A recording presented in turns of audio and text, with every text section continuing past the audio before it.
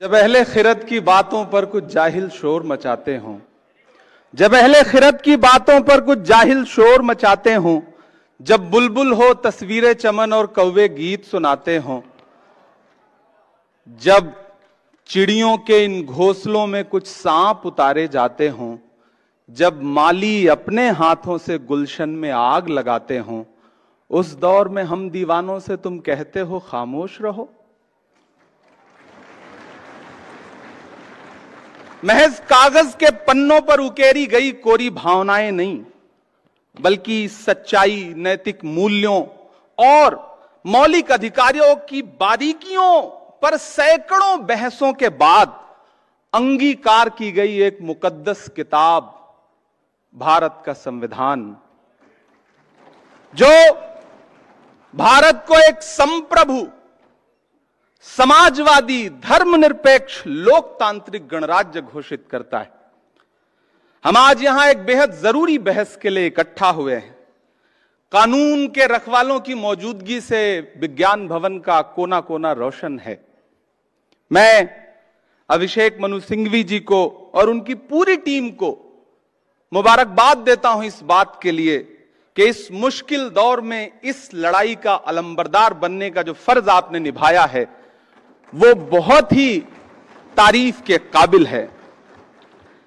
किसी भी लोकतांत्रिक व्यवस्था में अगर हाकिम के दिमाग में यह बात घर कर जाए कि मेरा आदेश ही है मेरा शासन, तो फिर यहां से शुरू होती है बुनियादी परेशानी। जिनके जहनों में फिल्मी डायलॉग घर कर जाते हैं, उनकी नजर में संविधान के पन्नों की अहमियत नहीं रह जाती है। साथियों, याद करिए, संविधान निर्माता डॉक्टर बाबा साहब अंबेडकर जी कहते थे कि आर्टिकल 25 संविधान की आत्मा है। हर नागरिक को धर्म को स्वतंत्र रूप से मानने की और उसके प्रचार प्रसार की आजादी है।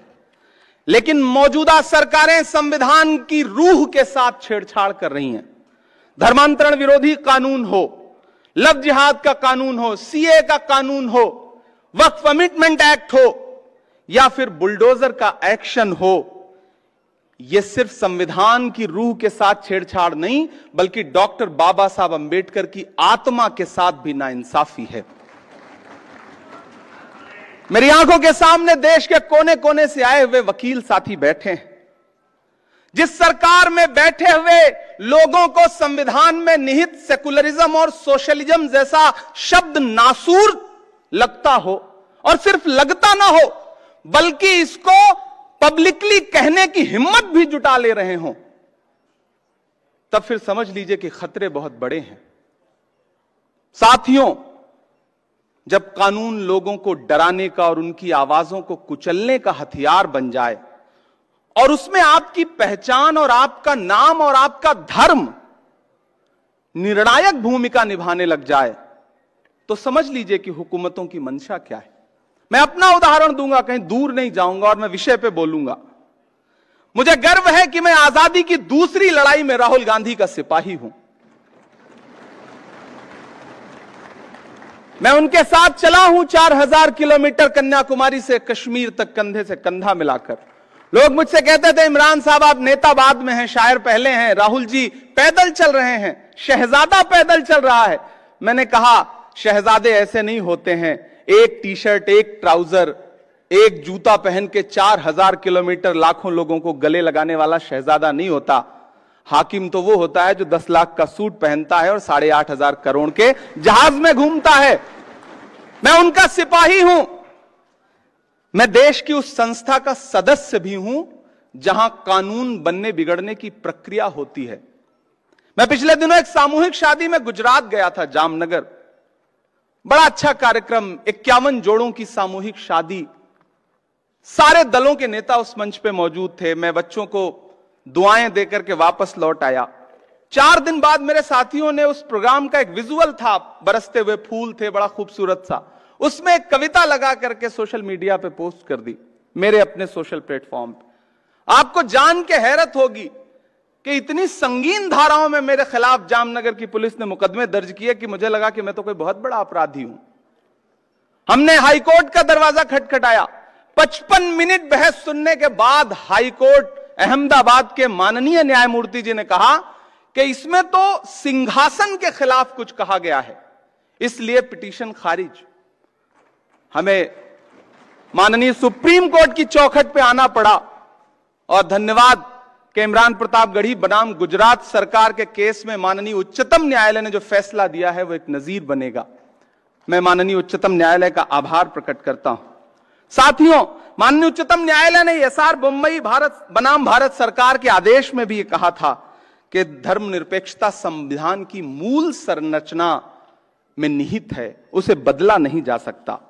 अब जब पुलिस थाने टॉर्चर चैंबर में बदल चुके हों, मैं बहुत जरूरी बात कह रहा हूं, अब जब पुलिस थाने टॉर्चर चैंबर में बदल चुके हों, जब पुलिस मशीनरी अपने आकाओं के लिए पर्सनल आर्मी की तरह व्यवहार कर रही हो, जब पुलिस एनकाउंटर मेडल हासिल करने का जरिया बन चुका हो, जब राज्य सरकारें लोगों के आशियाने उजाड़ करके अपना वोट एकजुट करने के प्रयासों में लगी हों, जब जालिम बुलडोजर किसी के लिए शौर्य का प्रतीक बन चुका हो, तब यह बहस और जरूरी हो जाती है कि देश धर्म से चलेगा या संविधान से चलेगा।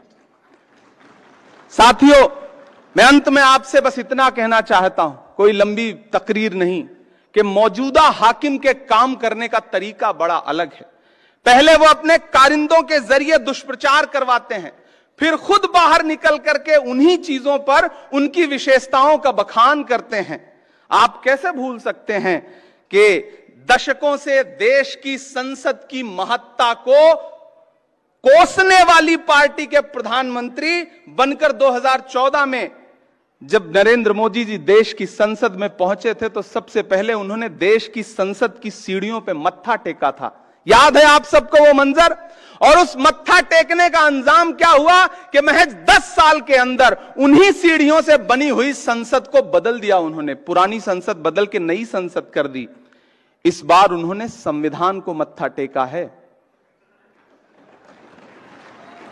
तो खतरा बढ़ गया है।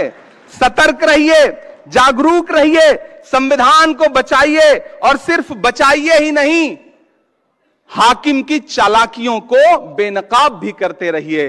कातिल ने किस सफाई से धोई है आस्तीन, कातिल ने किस सफाई से धोई है आस्तीन, उसको खबर नहीं कि लहू बोलता भी है।